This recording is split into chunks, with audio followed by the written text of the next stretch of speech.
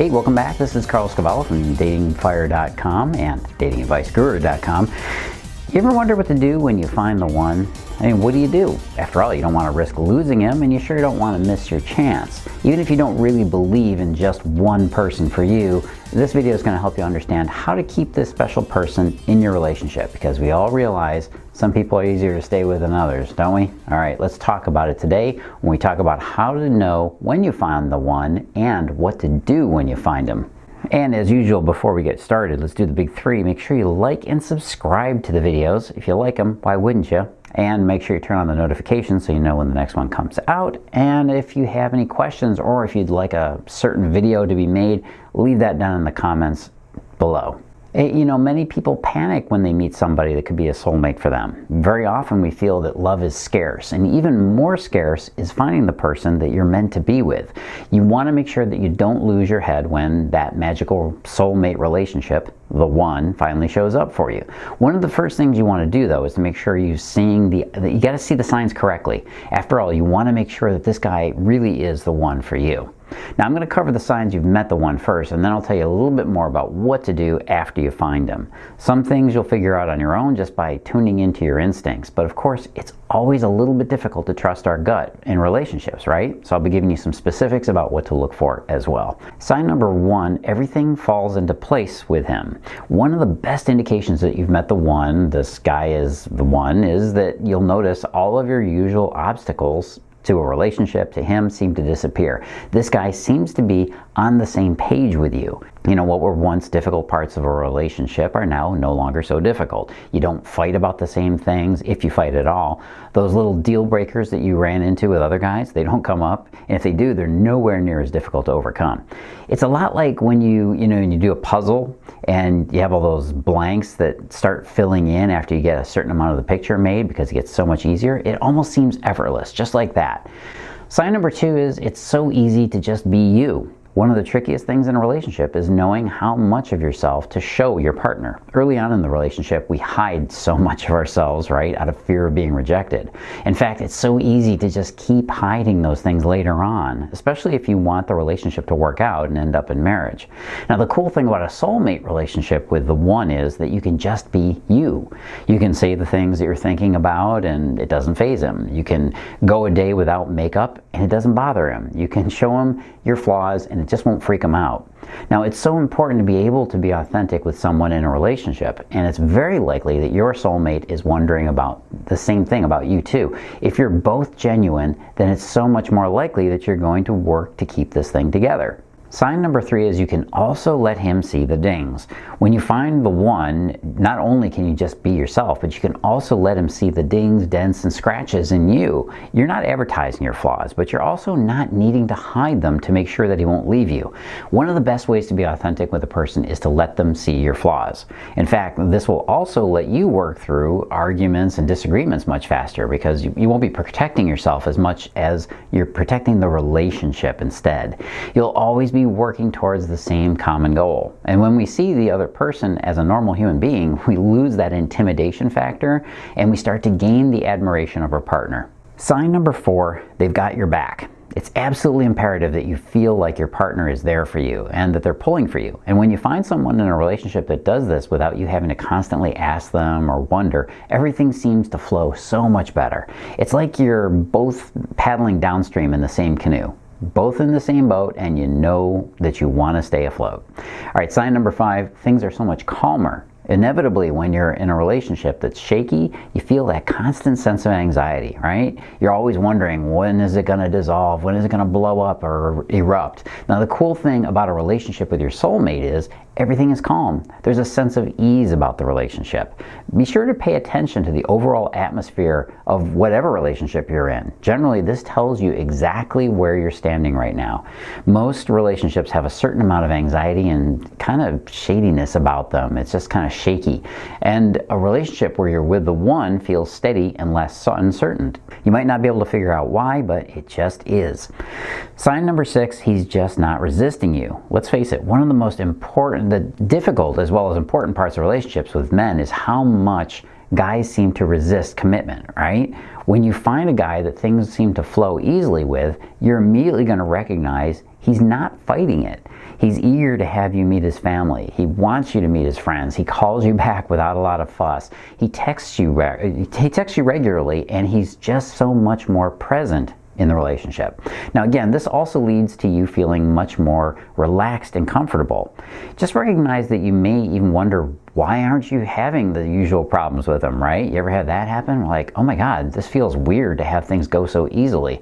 Well, let that thought come and go, but don't let it sabotage the positive momentum of your relationship. Sign number 7, you have a certain positive mojo. One of the things I notice about really good relationships is how well each person treats the other person in the relationship. The typical negativity that we harbor, especially with people with childhood issues, it just doesn't come up as much. Now, this is one of the important reasons that you have to have your own stable mindset before you go hunting for a soulmate. The first thing that comes up in any relationship is where your insecurities meets his insecurities.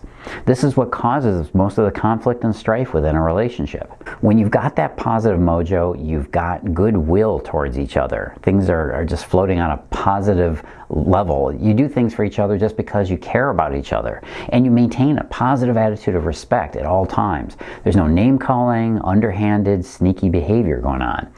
Sign number 8, he's a relationship guy. You have to pay attention to the types of guys you're dating too. You can usually pick up on the vibe of a guy who's into relationships, right? He's going to have a focus that is obviously more leaning towards a girlfriend than towards having just a hookup. And that's exactly what you want to see.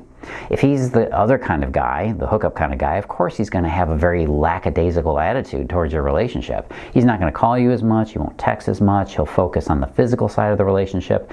He won't want to have interesting conversations as much as going out and maybe doing things. Pay attention to his vibe.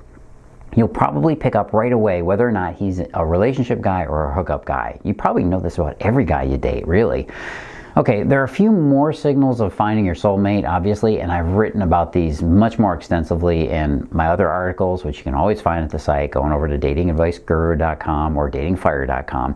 What I want to get into right now are the strategies you need to have in place to keep the one when you find them.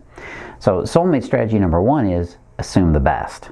This goes hand in hand with that positive mojo in a relationship in a lot of ways. When you're in a relationship with someone who genuinely cares about you and you understand this deeply in your heart, you don't think that they're always trying to hurt you.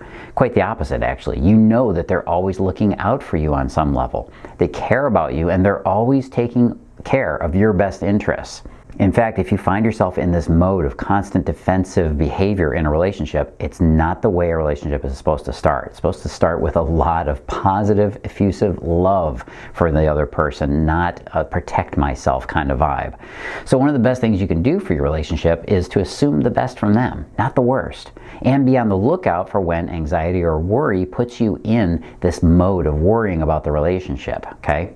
When you determine that you've got a relationship you shouldn't be in, leave it. That's all you need to do. You want to avoid sabotaging this positive vibe that you've got within this relationship. Now, soulmate strategy number 2 is don't go overboard. It's tempting to start Facebooking every meal that you eat with them, pictures everywhere you go with them, and everything you do, but you gotta relax. Don't get too invested too quickly.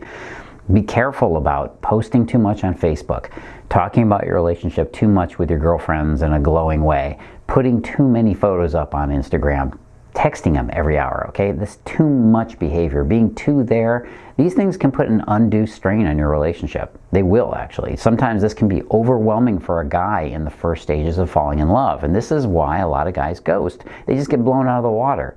It's a delicate time at the start. You have to treat your new soulmate relationship as if it's delicate, because it is. Oversharing is often a sign of insecurity, and I'm sure you've probably seen this pattern in other couples and other relationships, haven't you? All right, soulmate strategy number 3 is balance your outlook. When you find somebody that matches you well and they're compatible with you, there's a temptation to go all in, right? Just like in poker, push all those chips to the middle of the table. Resist that urge. Keep your viewpoint balanced. A recent coaching client of mine actually came to me about her relationship. We discussed that she had this incident between her and her boyfriend, which really wasn't all a big deal. And she actually finished her email to me saying that she wasn't in a rush. And the relationship was new and she was taking her time.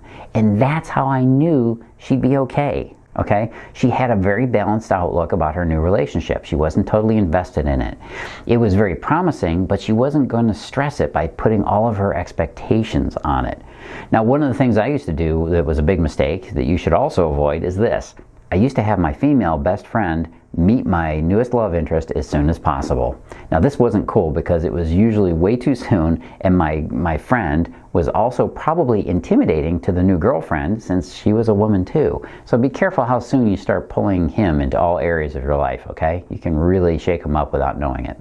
Soulmate strategy number 4 is to balance the bedroom. Another place you got to be careful is in the bedroom. When you first start sleeping with somebody, the temptation is to get as much of it as you possibly can, right? And if you've had a long gap in dating before meeting this person, it's even more tempting. I mean, hey, who doesn't want lots of sexy time? Make sure you're getting enough outside time as well as in the bedroom time. You have to make sure that the compatibility in conversation, connection, hobbies, all that other stuff is there for you before you really get stuck on each other and realize it's not a good match. Because the physical relationship is what usually cements that really heavy feeling of attraction early on, and it makes it difficult to leave.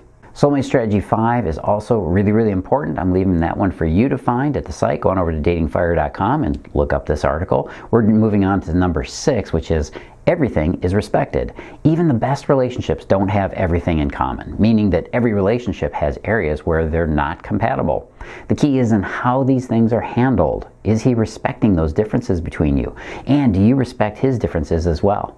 It's quite frequent that a man feels disrespected because a woman decides she wants to change something about him that she doesn't like. And that feels not only disrespectful to him, but he feels hurt and rejected.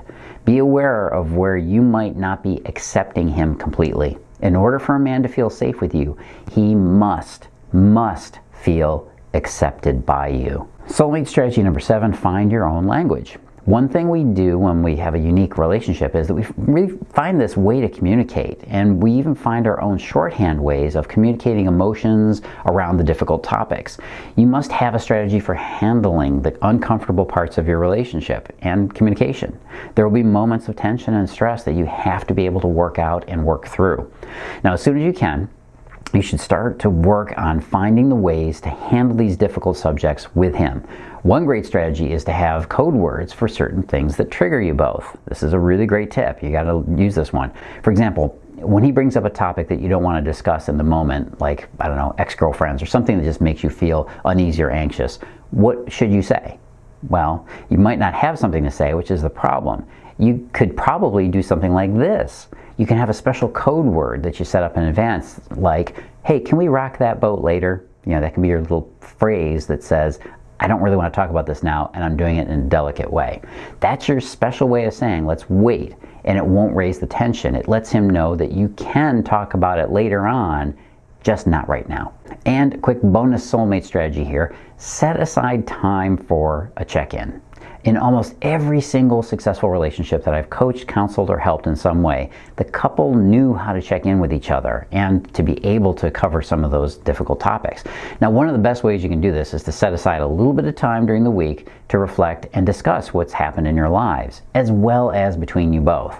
Some of the things you can talk about are times you felt maybe irritated with him or with other people, times you felt unheard or that your point was missed, where you felt challenged by the relationship, where you felt your boundaries being pushed, where you wanted something from your partner but you didn't get it. That one's really big. Now, of course, you don't want to just talk about the negative stuff. Make sure you also include things like when you felt most loved or when you felt heard by him, when you felt the strength of the relationship, when your partner met your needs without you having to ask for it.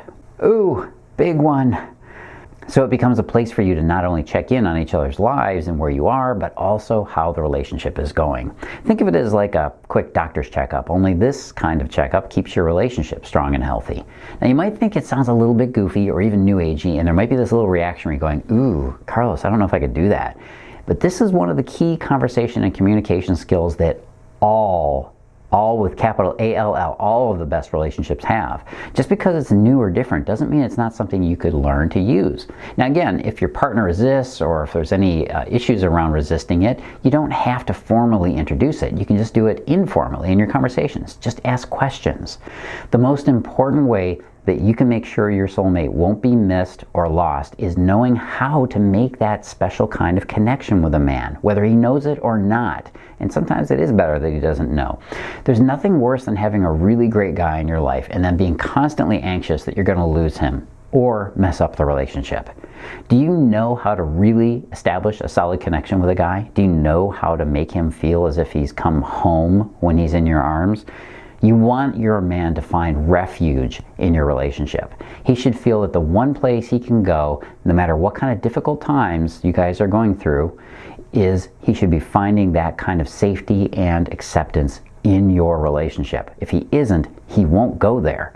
You don't want him going to video games. You don't want him going to addictions or worse, another woman. And that's why it's so critical that you know what a guy's connection code is. See, every guy has a different code, but when you know them, you can have almost any man wrapped around your finger. And there's only 6 of these codes, so that's pretty darn easy to learn, and it also allows you to connect with any guy once you know what they are. Usually women kind of default into this mode of lucking into a guy that has the same code as she does, or she at least intuits it and understands it. You can't take that chance. It's like rolling dice every single time, literally. The most powerful change you can make to make sure that your relationships work out, that you make these kinds of connections, and that you don't risk losing the one when you find them, because it's a pretty good chance that you're going to meet several guys that could be the one in your lifetime. You gotta know how to really make this connection with him. What is it he's looking for? What are the subconscious triggers inside his head? What are these things that go on in him that you don't feel like you understand because guys are so different? Well, the good news is the guys are not that different. We just have a slightly different way of thinking about the same things. It's all the same when you get right down to it. We have the same emotions. We have the same needs to connect. We have all the same drives and desires. We have slightly different ways of showing it. So if you want to understand men on a very, very primitive and very fundamental level, you gotta know how to connect with them. That tells you everything you need to know about what guys want and what we're thinking. And right now, no matter where you are, no matter what your situation is, no matter how difficult it is where you are right now, you've got to know that I'm here to help you bridge that gap. And you can use this kind of connecting advice for anybody in your life to reach out and make stronger friendships, make stronger relationships with your family. It's really that valuable, and that's why I teach this stuff. I've studied every aspect of life. I've studied personal development, I've studied relationships, I've studied human motivation, evolutionary psychology, you name it. And I'll tell you right now, this is the most fundamental information you can have about relationships, and you gotta know it if you want to make that loving connection with someone. I don't believe that any woman should be alone, or a man for that matter. We shouldn't have to deal with loneliness in a society that has so many ways to connect, and yet we are lonelier than ever. We are more isolated than ever. We've got to be able to find a way to overcome this. Let's start by learning the most important thing in the world. That's how to connect with each other. Go on over to the link you see below me here. Go to datingfire.com/connection. That's datingfire.com/connection. Go check out the program. Go check out what I can show you in the video. I explain how these connection codes work and what they do in a guy's mind when he understands that somebody has unlocked his heart. Again, go on over to datingfire.com. Of course, make sure you also do the big 3 before you leave this video, before you run off to another Carlos video. Make sure you do the big 3. Like and subscribe to the video. Hey, if you like this stuff, why wouldn't you want to do it? Make sure you turn on notifications so you know when the next one comes out. And leave me questions, comments, whatever you got in the thing below you see. That's the comment section. Let's use those comments for something civilized to help us really support each other. Hey, this is Carlos Cavallo from datingfire.com and datingadviceguru.com.